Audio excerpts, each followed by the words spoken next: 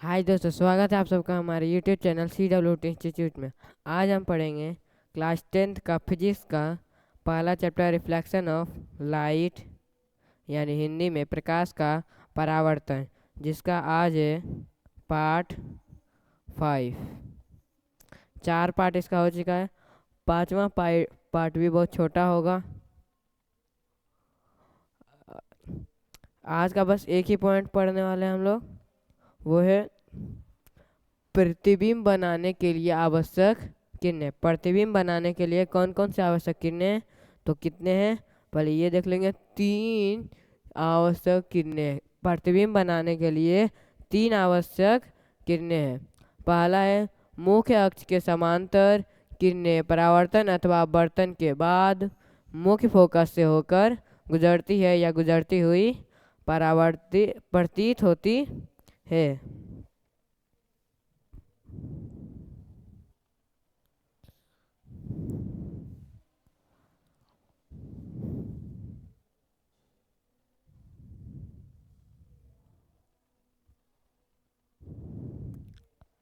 तो इसको आप समझ लेते हैं। तो सबसे पहले इसको समझने के लिए एक दर्पण पढ़ेंगे।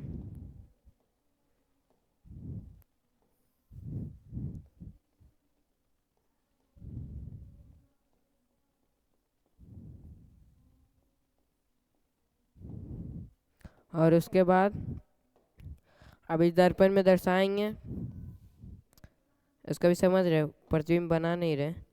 ये है पोल यानी ध्रुव, और ये है वक्रता केंद्र, और ये है यहाँ मुख्य फोकस। और इसको अगर और आगे खींच सकते हैं तो यहाँ लिखाएगा अनंत।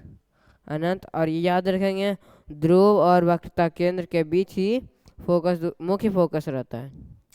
अब मुख्य अक्ष के समांतर किरणें, तो ये जो मुख्य अक्ष है, मुख्य अक्ष है, मुख्य अक्ष के समांतर किरणें, मुख्य अक्ष के समांतर किरणें, यहाँ से किरण आ रही है समांतर, परावर्तन अथवा अपवर्तन के बाद मुख्य फोकस से होकर गुजरती है। मुख्य अक्ष के समांतर किरणें परावर्तन अथवा अपवर्तन के बाद मुख्य फोकस से होकर गुजरती है। इतना ये डायग्राम इसका पा लीजिए।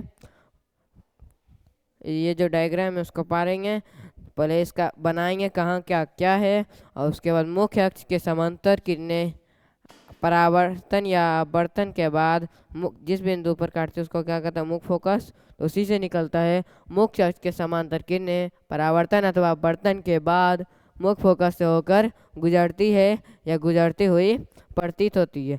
हम सब उदाहरण देख रहे हैं किसका, अवतल दर्पण का। किसका, किससे देख रहे हैं हम सब उदाहरण, अवतल दर्पण से। क्योंकि अवतल दर्पण में वास्तविक बनता है तो इसे समझने में आसान रहता है। अगला है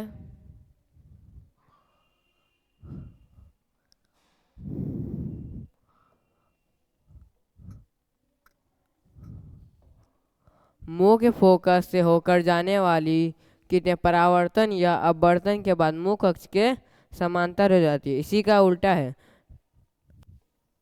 ये जो दर्पण है,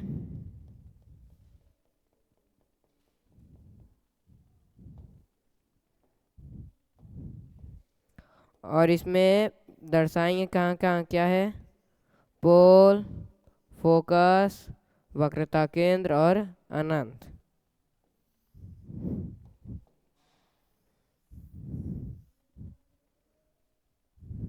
इसमें दर्शाएंगे मुख्य फोकस से होकर जाने वाली, इधर से जो मुख्य फोकस से इधर से आएगी ना, इधर से जो पहला नियम से नहीं, इधर से आने वाली किरणें परावर्तन अथवा अपवर्तन के बाद,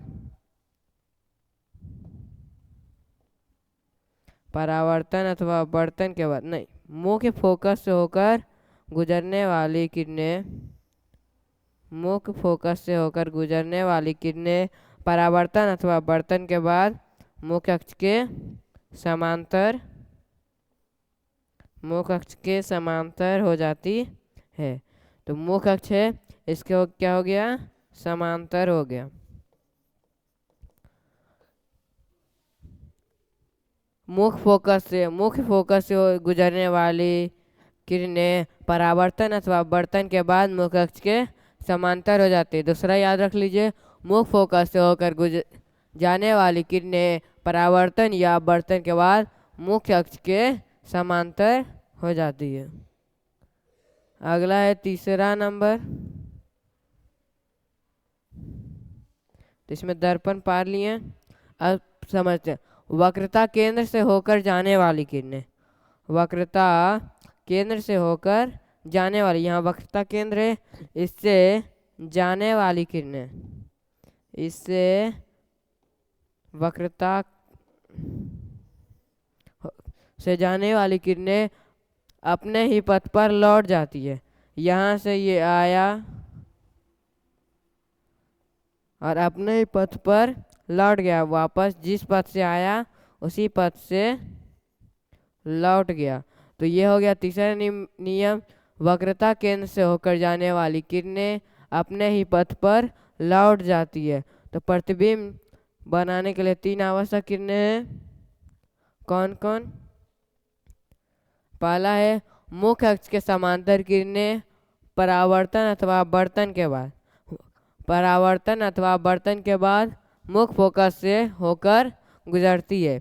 इसमें मुख्य अक्ष के समांतर किरणें परावर्तन अथवा अपवर्तन के बाद किससे गुजरती है? मुख्य फोकस से गुजरती है। और इसमें मुख्य फोकस से होकर जाने वाली किरणें मुख्य अक्ष के समांतर हो जाती है, इसमें उल्टा होता है। और तीसरा नियम सबसे आसान है, वक्रता केंद्र से होकर जाने वाली किरणें अपने ही पथ पर लौट जाती है, जैसे आया वैसे ही जाएगा, जैसे आया वैसे ही जाएगा। एक बार फिर देख लेते हैं, वक्रता केंद्र से आने वाली किरणें परावर्तन अथवा अपवर्तन के बाद अपने ही पथ पर लौट जाती है, आई और अपने ही पथ पर लौट गया, उसे वो है प्रतिबिंब बनाने के लिए तीसरा आवश्यक किरण। आज का इतना ही। अगर आपको वीडियो अच्छी लगी लाइक शेयर और सब्सक्राइब जरूर करें।